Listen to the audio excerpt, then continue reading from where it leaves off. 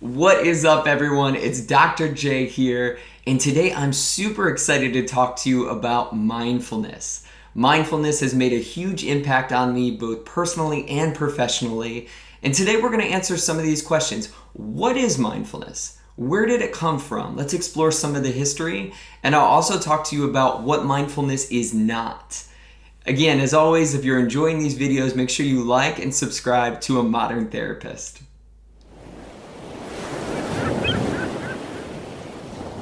So I know you've probably heard of mindfulness before. Maybe you've seen it on the cover of Time magazine or in any of the numerous books they sell talking about mindfulness in the stores.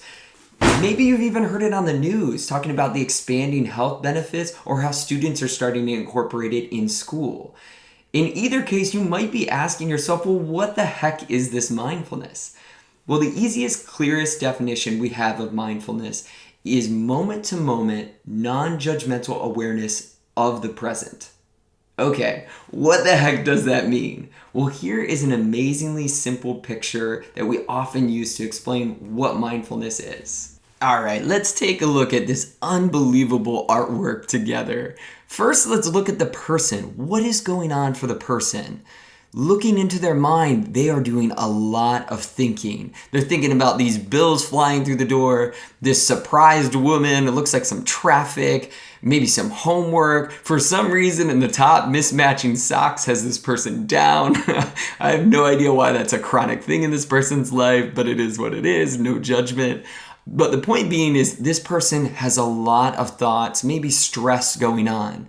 But let's transition. Look at the dog. What is going on for the dog? The dog is present. The dog is there in the moment. Maybe the dog is feeling the sun on its fur, its paws trotting through the grass. Maybe it's feeling that lush wind that looks like it's blowing through those trees and it's feeling it sweep over itself. The point being is the dog is aware and mindful of what is happening in the present, while the person has a mind that is full and is unaware. And so mindfulness at its root is being aware of what is happening in the present and taking it in. So where did this concept of mindfulness, being present in the moment, come from? Well, it actually dates back 2,000 years and is an essential part of Buddhism. Mindfulness as a word originates from the Sanskrit word smriti, which means to bear in mind or remember. Mindfulness is also a huge part of Book 1 of Patanjali's Yoga Sutras, which is all about concentration. This is why yoga and mindfulness are so interconnected. So how does mindfulness make its way into the US? Well, as a practice, especially in the medical field, we have to thank this guy. Or maybe it's this guy. I don't know what shoulder I should put on. Probably this side. This is his good side, right? Yeah. Well, this guy is Jon Kabat-Zinn. He's a molecular biologist. And he goes and he studies under this Zen master. And he's like, wow, this mindfulness stuff is freaking great. That's his direct quote. He says, it's freaking great. So Jon Kabat-Zinn takes these great mindfulness teachings, and it's the late 1970s, and he goes to the medical community and asks these doctors, send me patients that are difficult for you to treat. And he gets a bunch of chronic pain patients. And people who suffer from chronic pain, it's this agonizing pain that they experience almost all the time that modern medicine isn't able to remedy or take care of. And so he takes these patients in and he teaches these mindfulness, being present techniques, and he asks them to go towards their pain, notice their pain, breathe into their pain instead of covering it up. Now, this might sound like a lot like modern psychotherapy when we are supposed to explore our emotions and go towards our pain. Well, at the end of this mindfulness training that he takes these chronic pain patients through, the patients are doing far better. They have improved sleep, improved quality of life, and they report having less pain, all by breathing into the moment, noticing their pain, and cultivating mindfulness.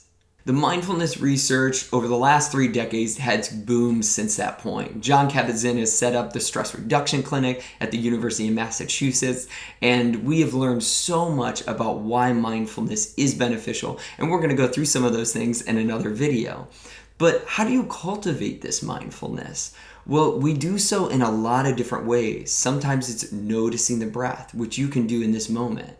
Where do you feel your breath? Is it short and shallow? Is it deep and embedded in the stomach? You can also do so by listening to sound. Maybe you can tune into your environment right now and just hear what's going on.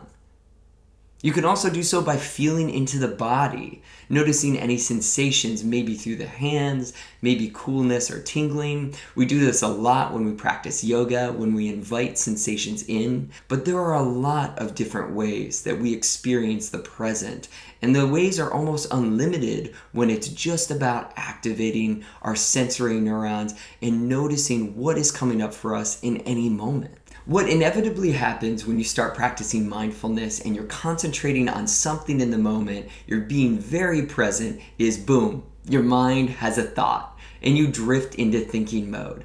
And this is something I really want you to take from this video of what mindfulness is not. Mindfulness is not clearing the mind. Your mind will eventually always drift into thinking mode. Mindfulness is about coming back to the moment over and over again. So sometimes when I practice mindfulness, right away, boom, I'm thinking about what am I going to have for lunch today? I'm planning out the rest of my day. But I compassionately invite myself back to the present each time. As we practice this, as we practice mindfulness, our mind is much less rampant and isn't taking control of us anymore. We can gently steer it back and have these longer bouts of concentration. But you will not have a clear mind. And that's an important distinction because too many people believing that I somehow have to clear my mind of any neuron firing, it seems nearly impossible. Where the practice of mindfulness, coming back to the present again and again, is very possible and very much worth it.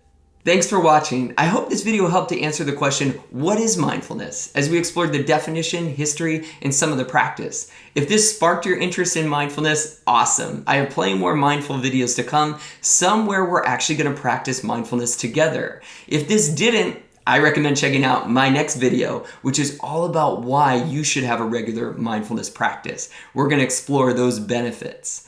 Thanks so much for watching and keep it locked right here to A Modern Therapist.